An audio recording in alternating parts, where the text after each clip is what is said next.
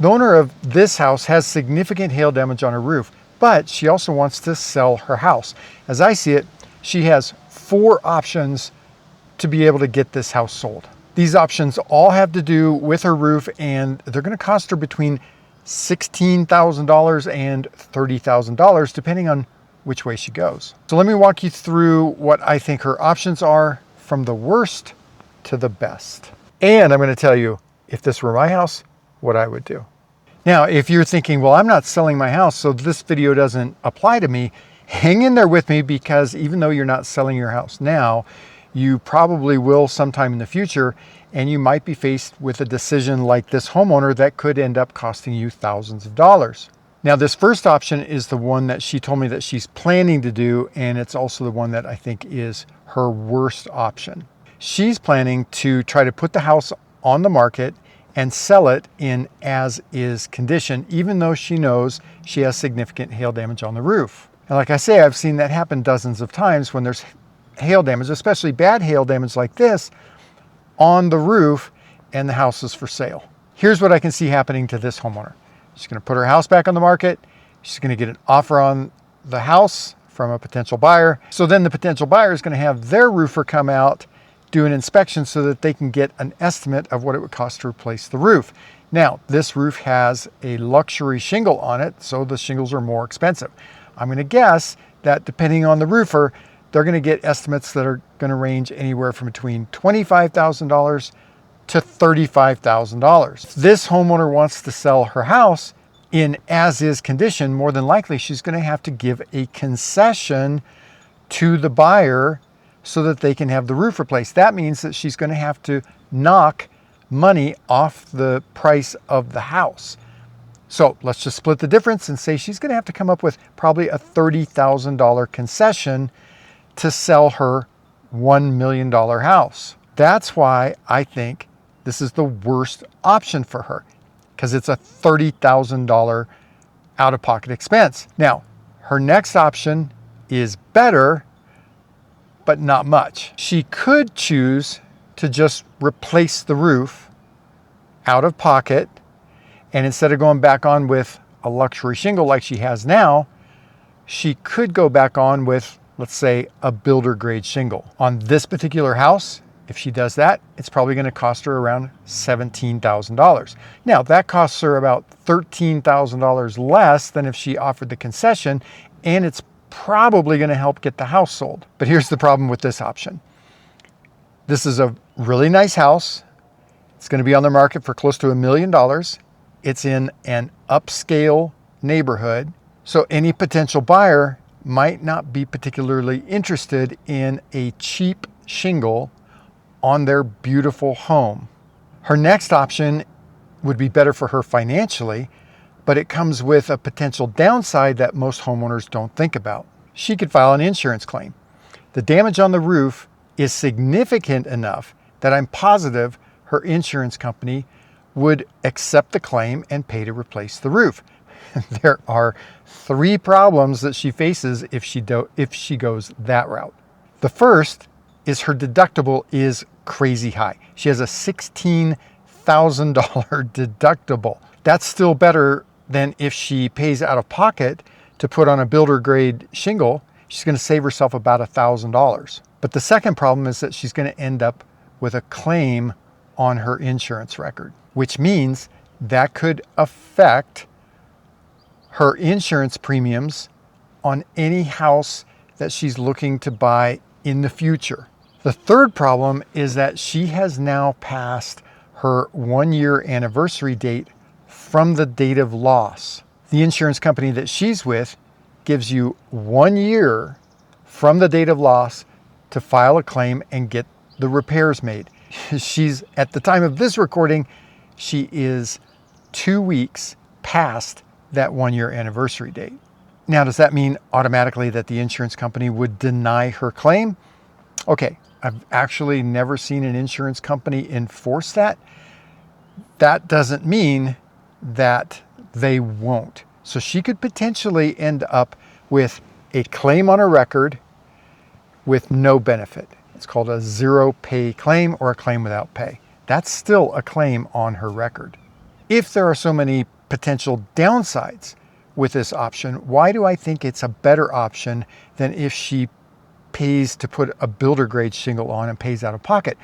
It's because if she files an insurance claim, then the insurance company is going to replace it or pay to replace it with like, kind, and quality. That means that instead of a cheap builder grade shingle, she's going to get a luxury shingle put back on, and her out-of-pocket expense would actually be less than if she paid out of pocket to put the builder grade shingle on. The nice thing about that is the buyer, any potential buyer that she has for the house, is going to get the luxury premium shingle on it instead of a cheap builder grade.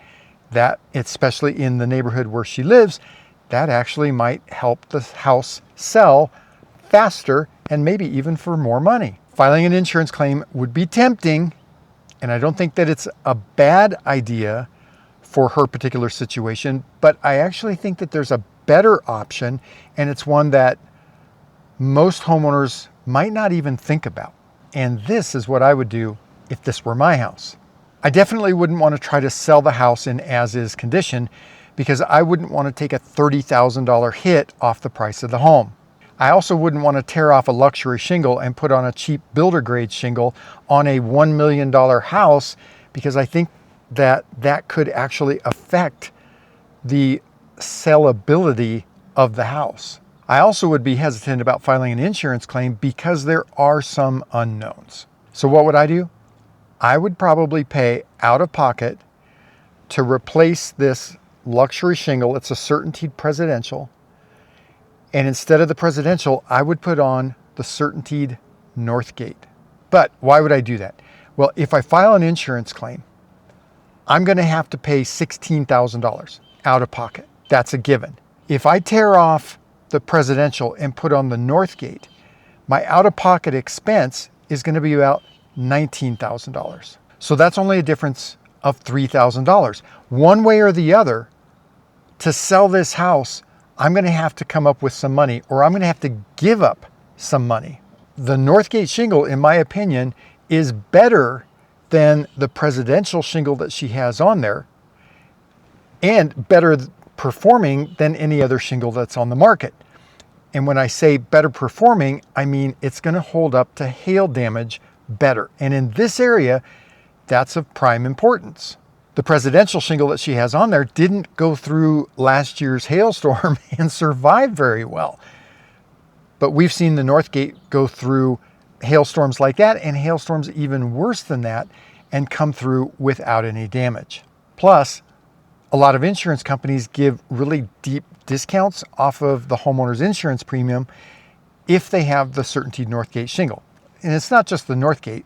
Lots of shingles qualify for that discount, but the Northgate is definitely one that qualifies for those discounts from the insurance companies. That means that the potential buyer of this house could end up saving hundreds or maybe even over $1,000 a year off their insurance premiums if the Northgate is on this roof.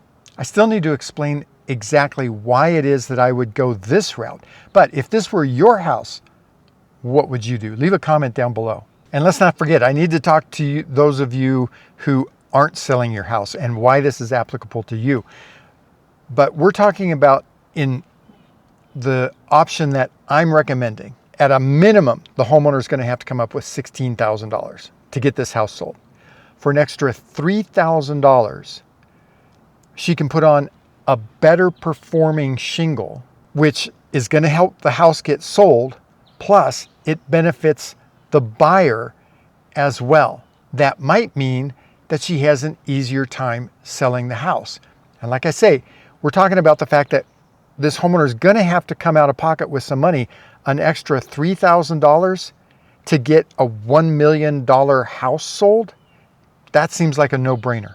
But for those of you who aren't selling your house right now, do you see why this matters?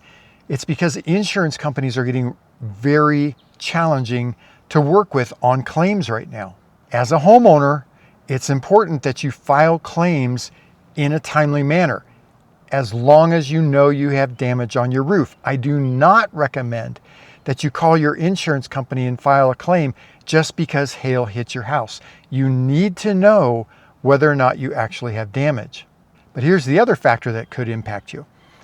Home buyers are becoming very challenging to work with right now also, because they're paying premium dollars for these houses. They want them to be in perfect condition when they buy them. And they don't want to have to deal with the fact that they might not be able to get insurance for that house, or they might have to get really expensive insurance for the house if there's a problem with the roof. And if the house isn't in perfect condition and in a condition in which they can get affordable insurance, they're going to expect you to knock a bunch of money off of the price of the house so they can afford to get the repairs done that they need to get done to make their insurance affordable. And that's why it's critical for you to know what condition your roof is in before you decide to put it on the market or try to put it on the market.